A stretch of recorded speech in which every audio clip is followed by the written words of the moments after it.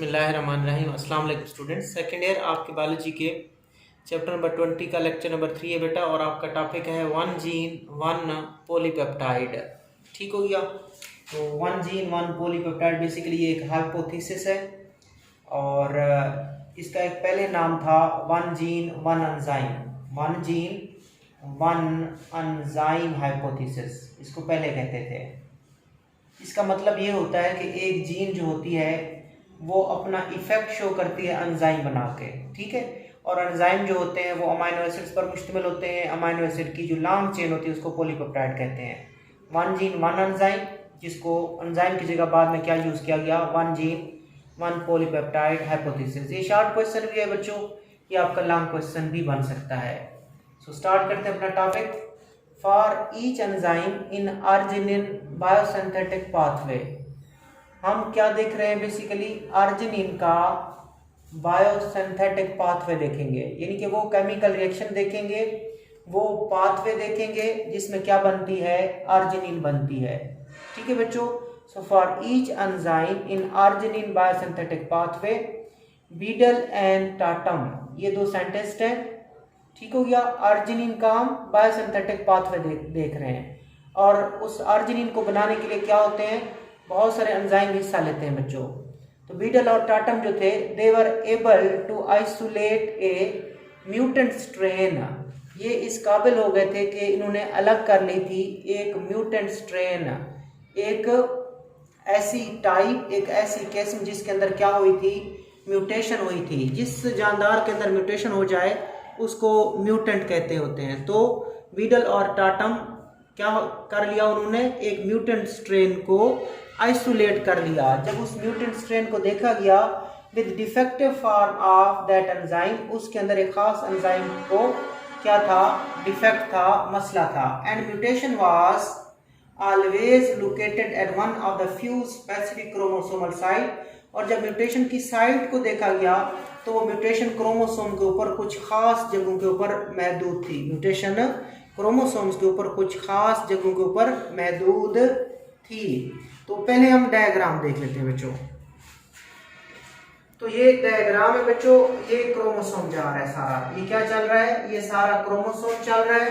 और उसके बाद आपको पता होता है क्रोमोसोम के अंदर डीएनए होता है बच्चों, और डीएनए के अंदर छोटे छोटे टुकड़े होते हैं, उन टुकड़ों को जीन कहा जाता है, उन टुकड़ों को जीन कहा जाता है। तो ये एक लंबा सा क्रोमोसोम है, क्रोमोसोम के अंदर डीएनए है, और डीएनए के जो पार्ट्स होते हैं उनको जीन कहा जाता है।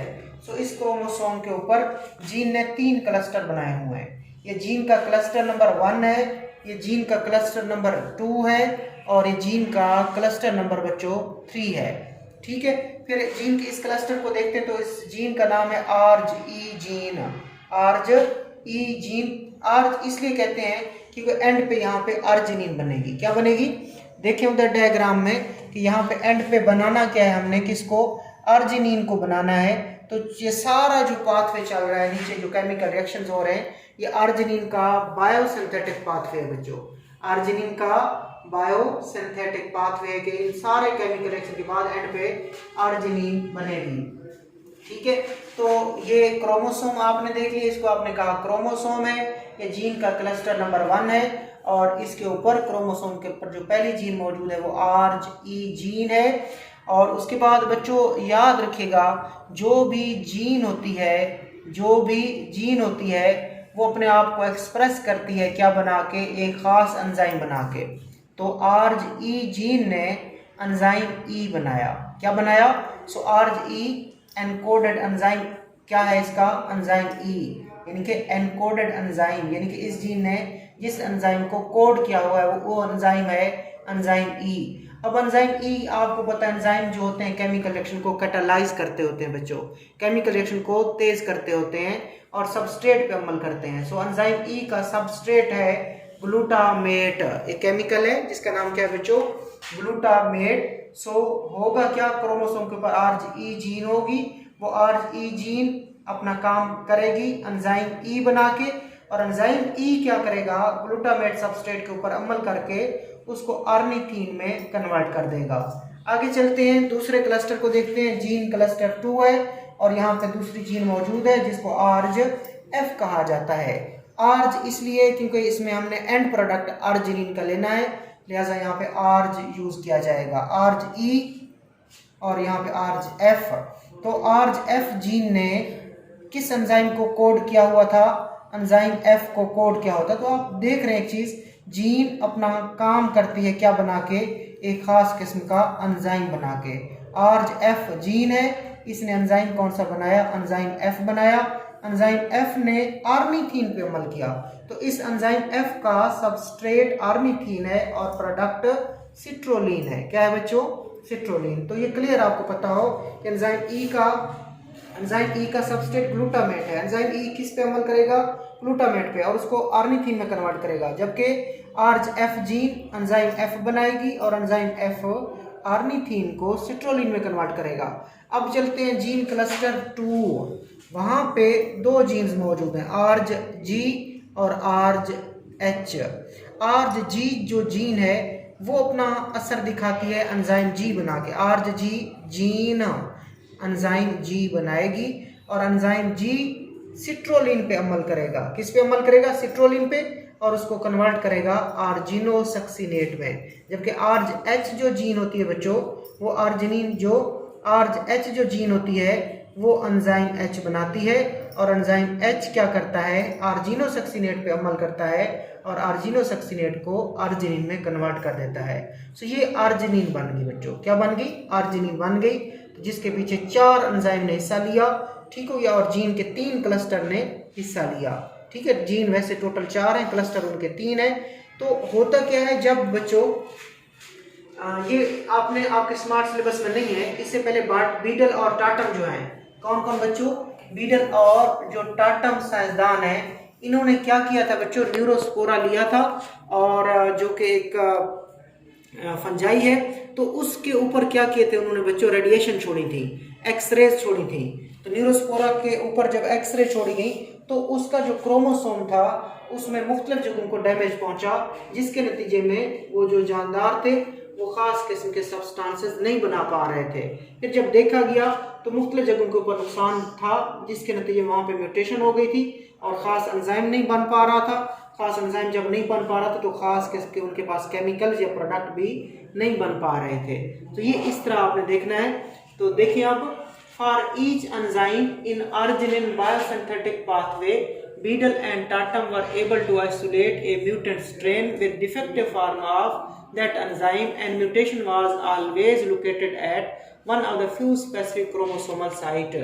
कि अर्जिनिन का जो बायोसिंथेटिक पाथवे जो आपको मैंने अभी समझाया बच्चों, बीडल और टाटम जो थे वो मुख्तलिफ किस्म की म्यूटेंट स्ट्रेन को क्या करने में, अलग करने में कामयाब हो गए थे। इधर देखें नीचे कि कुछ ऐसे मतलब किस्में थी न्यूरोस्पोरा की जहाँ पे यहाँ पे मसला आया था और ये एंजाइम नहीं बन पा रहा था, जबकि दूसरे न्यूरोस्पोरा में यहाँ पे मसला आया था, इधर डैमेज पहुंचा था, इधर म्यूटेशन हुई थी, ये एंजाइम नहीं बन पा रहा था। तो मुख्तलिफ जगहों पे म्यूटेशन हुई थी, जिसके नतीजे मुख्तलिफ किस्म के एंजाइम्स नहीं बन पा रहे थे न्यूरोस्पोरा से। Most importantly, they found that there was different site for each enzyme। उन्होंने ये भी बात देखी, उनको इस बात का भी पता चला कि हर एंजाइम को बनाने के लिए डिफरेंट साइट होती है क्रोमोसोम के ऊपर। नीचे डायग्राम देखें बच्चों कि क्रोमोसोम के ऊपर लाइक एंजाइम ई को बनाने वाली जगह ये है, एंजाइम एफ को बनाने वाली जगह ये है, एंजाइम जी को बनाने वाली जगह ये है और एंजाइम एच को बनाने वाली जगह ये है। लिहाजा उन्होंने इस बात का भी पता चला लिया कि क्रोमोसोम के ऊपर मुख्तलिफ साइट्स होती हैं हर एंजाइम के लिए। हर एंजाइम के लिए क्रोमोसोम के ऊपर मुख्तलिफ साइट्स होती हैं। Thus each of mutant they examined had a defect in single enzyme। लिहाजा उन्होंने जो भी म्यूटेंट देखा, बच्चों म्यूटेंट क्या है, पहले तो आपको पता होना चाहिए म्यूटेशन क्या होती है। Change in gene, change in DNA, it is called mutation.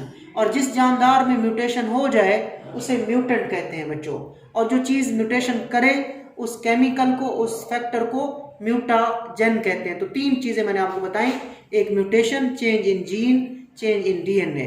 Mutant the organism that undergone mutation, कि वो जानदार जिसमें म्यूटेशन होती है उसको म्यूटेंट कहते हैं। और म्यूटाजेंस क्या होते हैं, ये वो फैक्टर्स होते हैं जो म्यूटेशन का बायस बनते हैं। सो दस each mutant they examined had a defect in a single enzyme. तो बीडल और टाटम ने जितने भी म्यूटेंट का मुताला किया तो उन म्यूटेंट्स के अंदर एक एंजाइम का मसला आ रहा था। किसका? एक जो उन्होंने टाइप देखी, एक एंजाइम का मसला था। दूसरी टाइप में, दूसरे जानदार में, दूसरे न्यूरोस्पोरा में मुख्तलिफ एंजाइम का मसला था। सो दस ईच म्यूटेंट दे एग्जामिन्ड, जैसे जिस भी म्यूटेंट का उन्होंने मुताला किया, they had a defect in a single enzyme, तो वहां पे एक एंजाइम में डिफेक्ट आ रहा था, caused by mutation at single site on one chromosome। और उस एंजाइम के पीछे क्या थी? म्यूटेशन थी, और वो म्यूटेशन किधर हो रही थी? सिंगल साइट पे हो रही थी, एक ही क्रोमोसोम के ऊपर। आगे चलते हैं। दे कंक्लूडेड दैट, अब यहां से आपने देखना है अच्छे तरीके से। दे कंक्लूडेड यानी कि बीडल और टाटम ने नतीजा अखज किया, that gene produce their effects by specifying the structure of enzyme.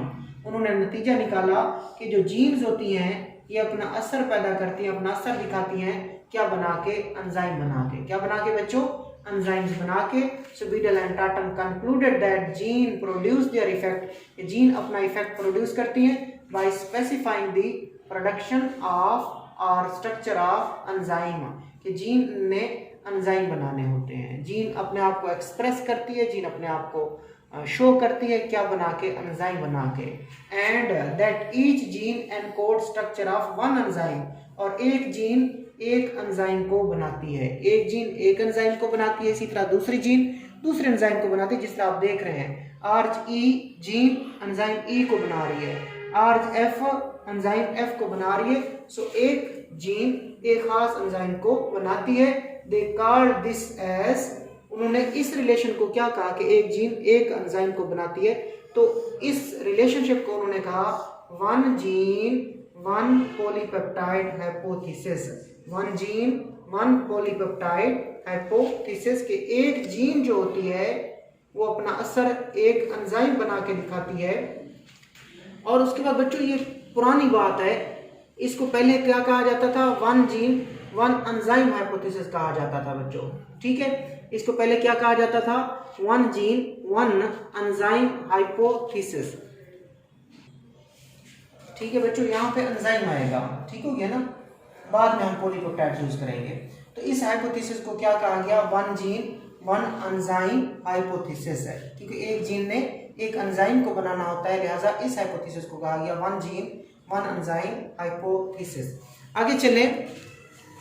Because many enzyme contain multiple protein or polypeptide subunit, so each encoded by separate gene, relationship is today more commonly referred to as one gene one polypeptide। अब पहले क्या था? One gene one enzyme था, one gene one enzyme hypothesis. लेकिन आपको पता है कि जो एंजाइम्स होते हैं बच्चों, because many enzyme contain multiple protein, क्योंकि एंजाइम के अंदर अमीनो एसिड होते हैं, एंजाइम के अंदर मल्टीपल प्रोटीन्स होती हैं या पॉलीपेप्टाइड की चेन्स होती हैं, लिहाजा एंजाइम कंटेन मल्टीपल प्रोटीन और पॉलीपेप्टाइड सब unit, each encoded bye separate gene. और उन पॉलीपेप्टाइड सब यूनिट्स को कौन कंट्रोल करती है? सेपरेट जीन कंट्रोल करती है। लिहाजा उस पुराने रिलेशनशिप को ज्यादा अच्छे तरीके से क्या कहा जाता है? वन जीन वन पॉलीपेप्टाइड, क्योंकि एंजाइम के अंदर प्रोटीन्स होती हैं, पॉलीपेप्टाइड सब यूनिट होते हैं, लिहाजा एंजाइम की जगह हम क्या यूज करेंगे? One polypeptide. आगे चलते हैं। Enzymes are responsible for catalysing the synthesis of all parts of the organism. आपको पता है बच्चों कि जितने भी केमिकल रिएक्शन होते हैं उनको कौन कैटालाइज करता है? एंजाइम कैटालाइज करता है। सो जो भी हमारा जिस्म है, हमारे जिस्म के जितने भी हिस्से हैं, उन सब को बनाने में किसका किरदार है? एंजाइम का किरदार है, ठीक है। So enzyme are responsible for catalysing the synthesis of all parts of the organism, के एक ऑर्गेनिज्म के जितने भी जिस्म के हिस्से होते हैं उन सब की कैटालाइसिस या उनको सब के बनाने में एंजाइम का रोल होता है। They are also responsible for the assembly of the nucleic acid. इसके अलावा ये जो एंजाइम्स होते हैं ये अमीनो एसिड की असेंबली को, यानी कि उनको इकट्ठा करने में अहम किरदार अदा करते हैं, प्रोटीन की असेंबली में अहम किरदार अदा करते हैं, कार्बोहाइड्रेट की असेंबली में अहम किरदार अदा करते हैं और लिपिड की असेंबली में भी अहम किरदार अदा करते हैं। पहला उसने कहा कि जिस्म के हिस्से बनाने में अहम किरदार अदा करते हैं, फिर assembly of nucleic acid, nucleic acid में डीएनए और आरएनए आते हैं, फिर प्रोटीन की असेंबली, कार्बोहाइड्रेट की असेंबली और लिपिड की असेंबली, इन वो भी कौन करते हैं? एंजाइम करते हैं। Therefore by encoding the structure of enzyme लिहाजा एंजाइम की स्ट्रक्चर को एनकोड करके और दूसरी प्रोटीन की स्ट्रक्चर को एनकोड करके मेन चीज अब बात है DNA specify the structure of the organism itself. तो बेसिकली ये सब कुछ डीएनए ही है जो जानदार की स्ट्रक्चर को क्या करता है, वो करता है, स्पेसिफाई करता है। सो जानदार की स्ट्रक्चर को, फंक्शन को कौन स्पेसिफाई करता है, मखसूस करता है, डीएनए। क्योंकि डीएनए बेसिकली क्या, किस पर मुश्तमिल होता है, जीन्स पर मुश्तमिल होता है। और जीन्स अपना असर क्या कैसे दिखाती है, एंजाइम्स बना के अपना असर दिखाती हैं। एंजाइम आपके जिस्म के सारे हिस्से बनाते हैं, इसके लिए enzyme assembly of carbohydrate, protein, lipids etcetera और न्यूक्लिक एसिड्स करते हैं। इस तरह मेन चीज जो है वो डीएनए है। लिहाजा एंजाइम की स्ट्रक्चर को एनकोड करके, डीएनए एंजाइम की स्ट्रक्चर को एनकोड करके ये जानदारों के जिस्म की स्ट्रक्चर को स्पेसिफाई करता है। लिहाजा इसको हेरिडिटी मटेरियल कहा जाता है। हर चीज को डीएनए कंट्रोल करता है। सो ये आपका टॉपिक था 1 gene 1 polypeptide hypothesis. Short question भी हो सकता है, लॉन्ग क्वेश्चन भी हो सकता है। अल्लाह हाफिज़।